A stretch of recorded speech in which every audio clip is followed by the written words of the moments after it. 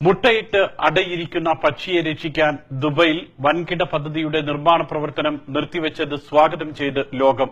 UAE vice പ്രസിഡന്റും പ്രധാനമന്ത്രിയും Dubai ഭരണാധികാരിയുമായ Sheikh Muhammad bin Rashid Al മക്തൂമിന്റെ ഉത്തരവ് സോഷ്യൽ മീഡിയയിൽ വൈറലായി. ഒരു പക്ഷിയെയും പിറക്കാനിരിക്കുന്ന കുഞ്ഞുങ്ങളെയും രക്ഷിക്കാൻ 1800 കോടിയുടെ നിർമ്മാണ പദ്ധതിയാണ് UAE വൈസ് പ്രസിഡന്റും പ്രധാനമന്ത്രിയും ദുബൈ ഭരണാധികാരിയുമായ Sheikh Muhammad bin Rashid Al Maktoum നിർത്തിവെക്കാൻ ഉത്തരവിട്ടത്. അബുദാബി കിരീടാവകാശിയും UAE ഉപസർവ്വ സൈന്യാധിപനുമായ Sheikh Muhammad bin Zayed Al നഹ്യാനൊപ്പം പദ്ധതി പ്രദേശം സന്ദർശിക്കുമ്പോഴാണ് മുട്ടയിട്ട് അടയിരിക്കുന്ന പക്ഷിയെ ഷെയ്ഖ് മുഹമ്മദ് കണ്ടത്.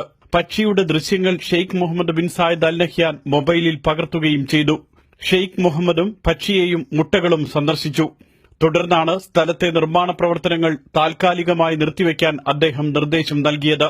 മുട്ട വിരിഞ്ഞ് കുഞ്ഞുങ്ങളുമായി പക്ഷി കൂടുമാറുന്നതുവരെ സ്ഥലത്ത് നിർമ്മാണ പ്രവർത്തനം നടത്തരുത് എന്നതാണ് നിർദ്ദേശം. പദ്ധതിയുടെ മറ്റു ഭാഗങ്ങളിൽ ജീവജാലങ്ങൾക്ക് ദോഷകരമല്ലാത്ത വിധത്തിൽ നിർമ്മാണ പ്രവർത്തനങ്ങൾ തുടരാം. UAE ഉപപ്രധാനമന്ത്രി lieutenant general Sheikh Saif bin Zayed Al Nahyan ഇൻസ്റ്റാഗ്രാമിലാണ് ഈ ദൃശ്യങ്ങൾ പോസ്റ്റ് ചെയ്തത്. 1.5 ലക്ഷത്തിലധികം പേർ ഈ ദൃശ്യങ്ങൾ കണ്ടുകഴിഞ്ഞു.